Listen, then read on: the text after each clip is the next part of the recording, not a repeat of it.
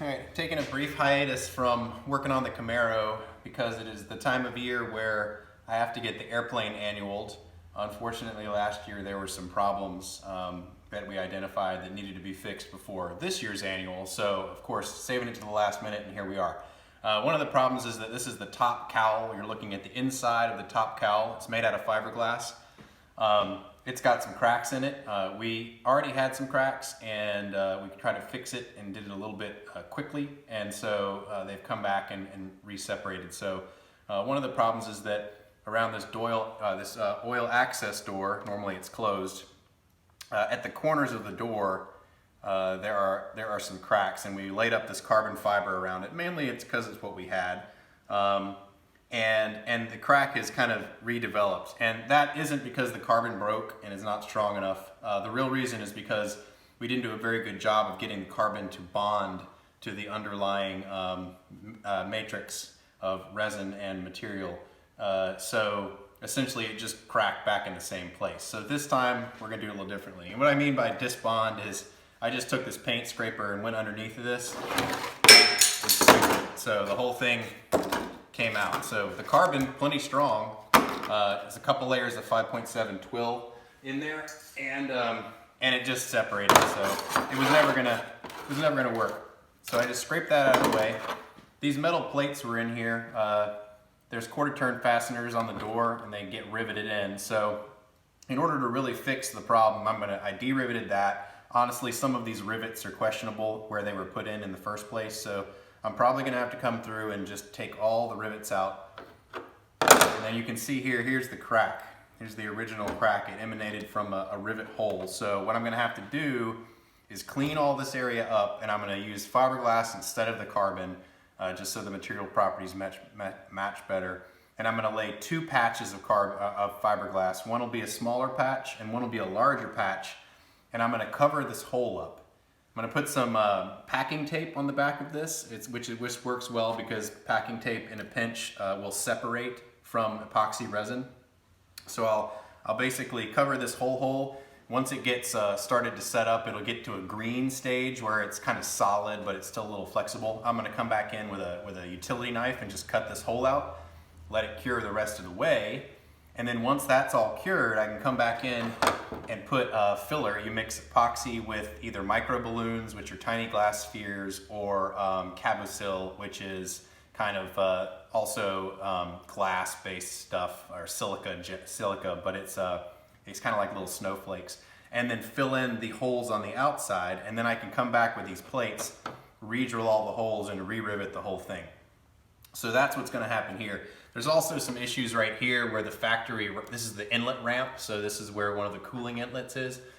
This is bonded here, but all these rivets came loose, so it's loose there. So I'm probably just gonna pop these rivets out, and instead of using the rivets, I'm gonna mix up some solution of the micro balloons or these Composite and kind of use it and just bond this down. There's also cracks right here, so I'll grind down the paint and the filler here and lay some more fiberglass right here and then fill and ferret. So a lot of sanding and prep. So we'll get started on that. I'm starting to de-rivet the aluminum plates, and I just wanted to point out something that I didn't find anything telling me on YouTube how to do this. So a lot of these plates are put in with what we call cherrymax rivets in aviation, and they're sort of like pop rivets, but they're very much more beefy. So the idea is that the cherrymax rivet is a structural replacement for a solid rivet. And in order to do that, they leave a little tail, the piece of the tail in there. You can actually see this one right there. This one's a flush one, and that's particularly important. So this one's countersunk, so it sits flush. The reason you can see it is because the paint has popped off of it, but you see the tail is still in the rivet, and that makes it really hard to get rid of, because normally on a solid rivet you just drill it out from the center, but the body of the cherrymax is aluminum and the tail in the center is steel, and so if you were to try to do that, it just wouldn't work out. So normally with the kind of normal headed button headed rivets, you would just take a little grinder and you'd grind off that head, and then you could pop the tail out from the front. But you can't really do that on the countersunk one, and I couldn't find anybody telling me how to do it online, so I wanted to mention it here. So I'll take you around to the inside, show you what I'm doing. So I had this whole series on this piano hinge for the door. I had the rivets. This is what it looks like on the back side. So there's the aluminum body, there's the steel tail. And so what I did was I basically took a little cutoff wheel on my die grinder and came in here and just worked this down until it was relatively flat, and it kind of looks like this. So here I've kind of worked it down, not close enough to mess up the aluminum, but you can see the difference. This is the aluminum body, there's the steel tail. And now to get it out, you don't want to go and eat into your base metal. So you just take this auto punch, just like this, an auto punch, and then you put it right on the center of the steel tail and you click it and it pops the tail out. So now I've clicked this down, click, and it pushed the steel tail out the back side. So now that the steel is out of the way, you can come back with a drill bit of the same size of the hole, in this case it's 8, and you can drill down through the center and not worry about screwing things up. So I haven't seen anybody, I'm sure there's probably YouTube that does it, but I couldn't find it easily. So that's how I figured out how to get these flush cherrymax rivets. You have to have access to the back of the piece. All right, here's the inside with all the aluminum plates removed. I took a little air pneumatic right angle grinder with a soft pad with some 180 grit. And basically what I did is I came in and I cleaned up here. And what you really want to do is you want to get away all the raw resin that's left. So you want to basically get rid of all the shiny stuff and get it down to where you just start touching the glass, the fiberglass itself. You don't want to eat into the glass, but you want to get there. This is kind of what it looks like when the resin's still there, nice and shiny, and this is right where you're starting to eat the glass. So all the way around is where I'll have my patch. You can kind of see here where the crack was. I actually found there was another crack starting right here, so it's good that we're doing this. Up front, this whole thing is disc bonded, as I said, so I'm gonna pick that up and then get some slurry, some epoxy slurry under there, and then clamp it down, and that's all I'm gonna do tonight.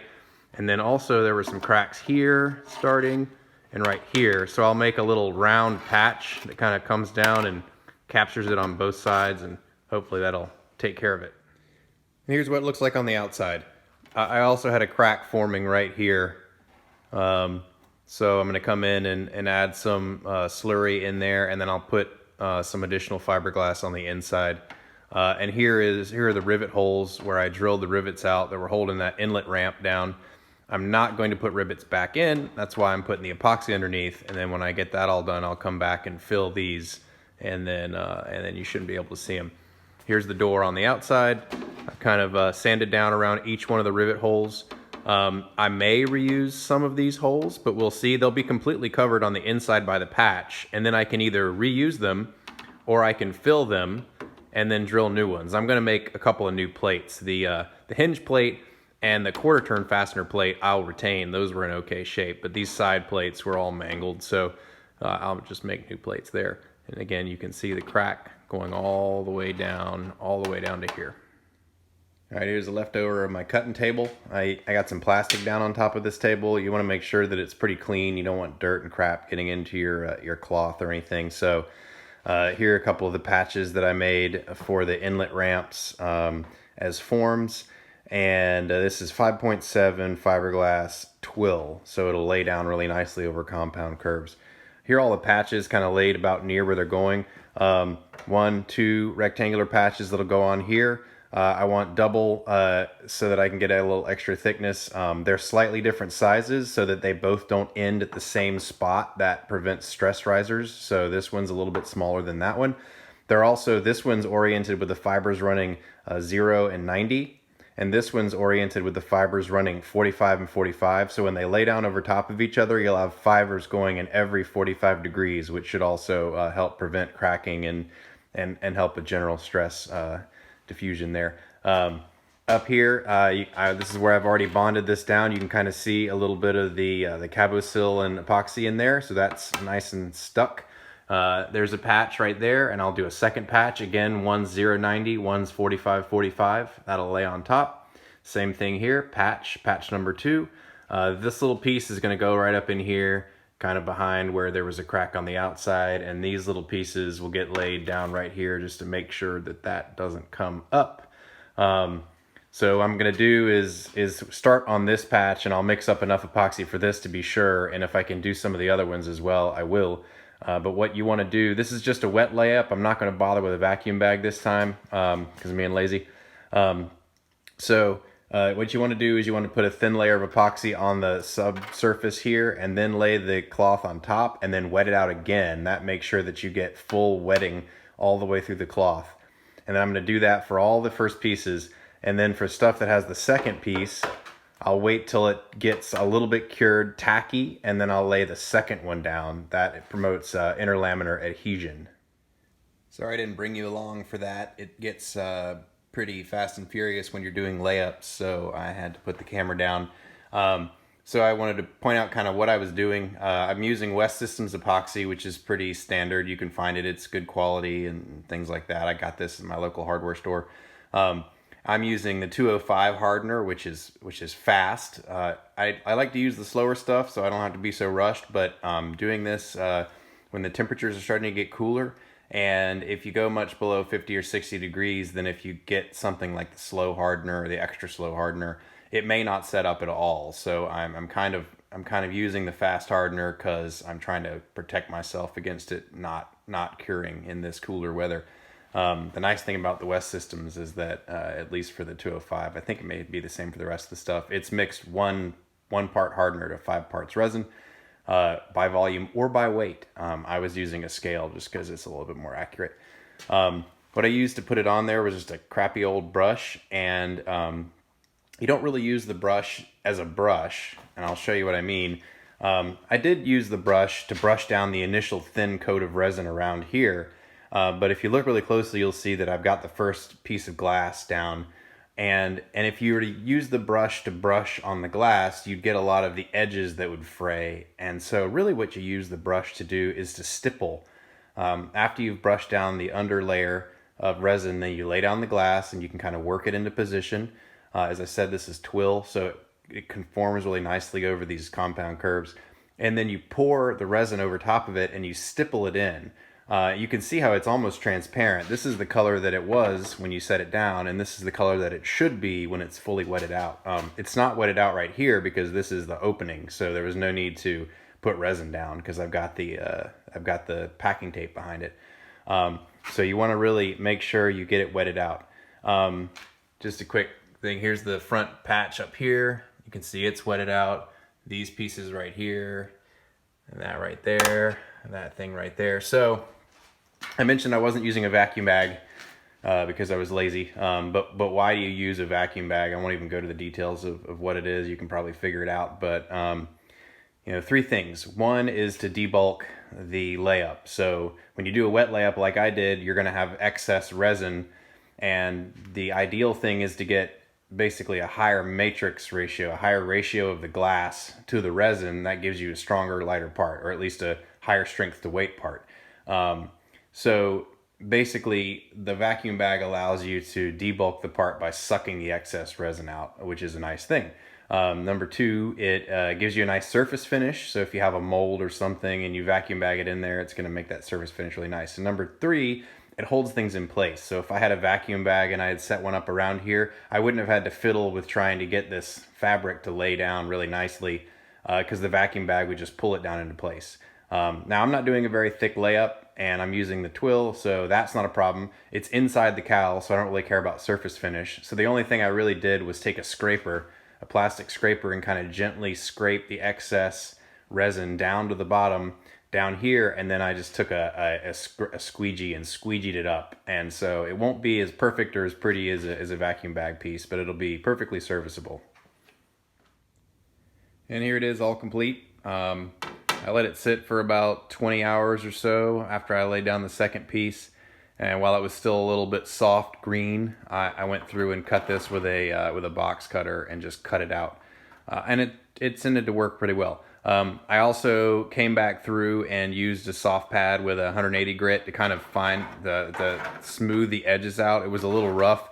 You can kind of see there's a line right here. This is where the rubber baffles cool. This is where the cooling comes in. The air comes in And what forces it down through the fins on the engine is the fact that there's some rubber baffles that seal against this. So I wanted to make sure that this transition and all of this transition was nice and smooth so it would seal nicely. So I did that, and then I came back in after a couple of days and squeegeed in some epoxy with some of the micro balloons, and I'll show you what it looks like on the outside in a second. And here's what it looks on the outside. You can see there's some white stuff here. There were some gaps and voids here where there was a lot of empty area where the crack was. So I basically come through and squeegeed on some of that micro balloon mixture, let it dry, and I came back and hit this with a soft pad. This still needs to be filled up with lightweight body filler and then sanded down like you would do body work. But before I do that, I'm going to start putting the plates back on in the doors, because once I do the lightweight body filler, I want it to cover the heads of the fasteners. So stick around, it'll be riveting. Okay, I'm going to explain what I'm going to do here a little bit with the rivets. But first of all, this is what holds the door on. It's a piano hinge. They come in really long lengths. You can cut them at any length you want. These are used on control surfaces on a lot of airplanes. This one's just the oil door, so they can be disassembled. You just slide the pin out, comes apart. And you slide the pin back in, it goes back together. Pretty nice little setup, for those of you not familiar with them. So they're going to be riveted in, as I alluded to. The holes in here are 1/8 inch, so these rivets are essentially 1/8 inch rivets. They are AN 426, which means the alloy of the aluminum, and they're countersunk, etc.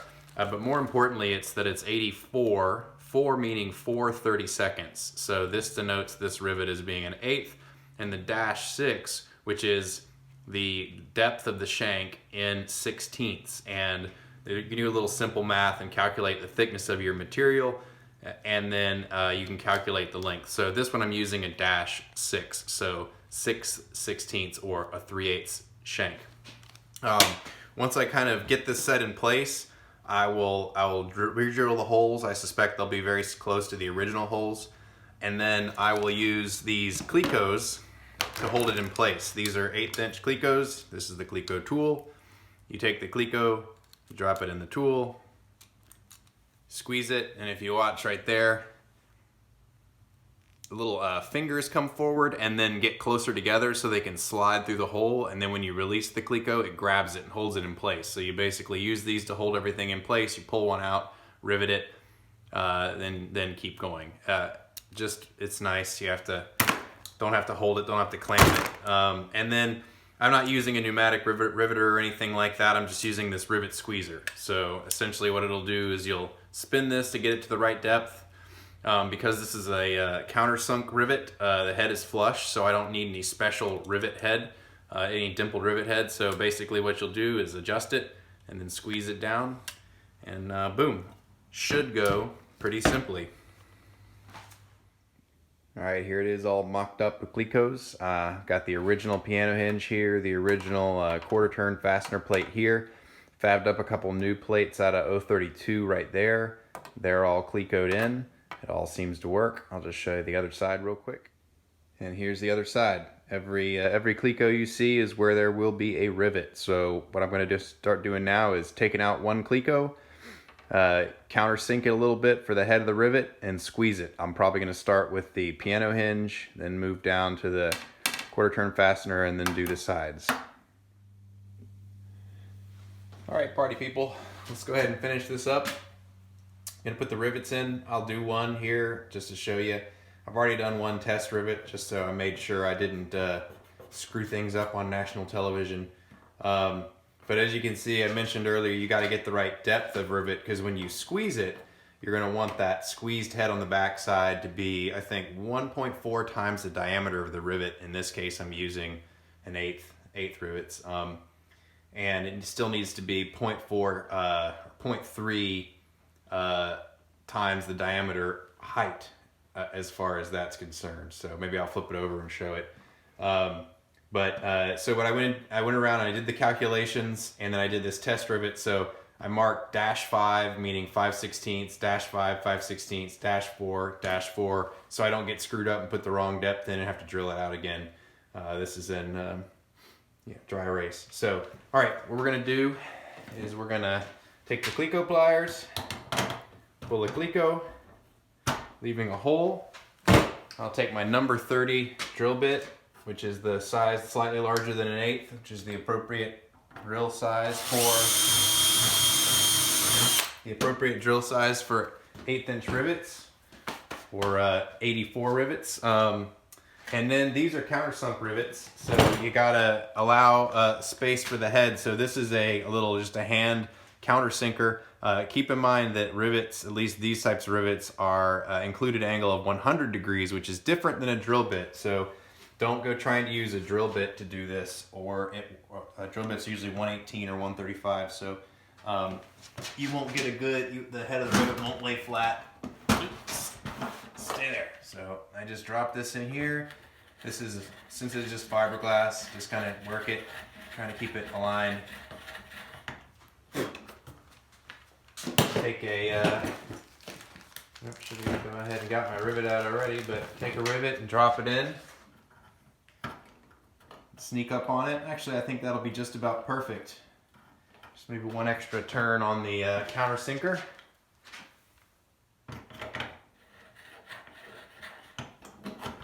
All right.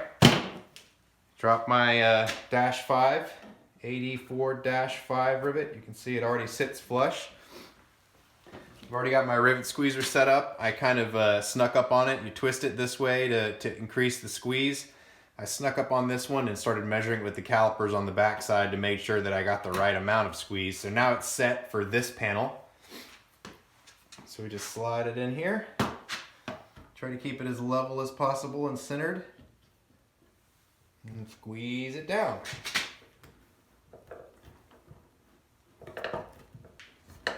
They make pneumatic versions of these if you're doing a lot of rivets, but we'll just do this. All right, so let's flip it over. What you can see here is, I think, yeah, that was the one that no, this is the one that I did first, and that's the one that I did second, and if you were to measure the diameter and the height, you'd see that it's in spec. So now I'm gonna go around and do the rest of these.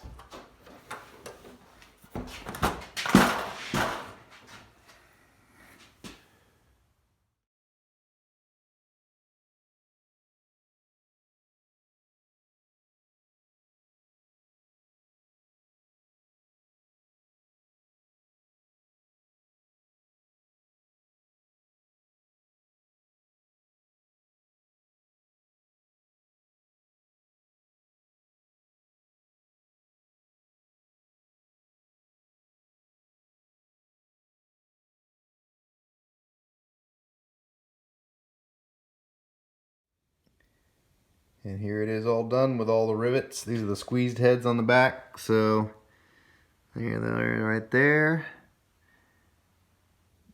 All fairly uniform. They all look pretty good. I think it's gonna work. And here's one last look at the front with the door on, all the rivets in.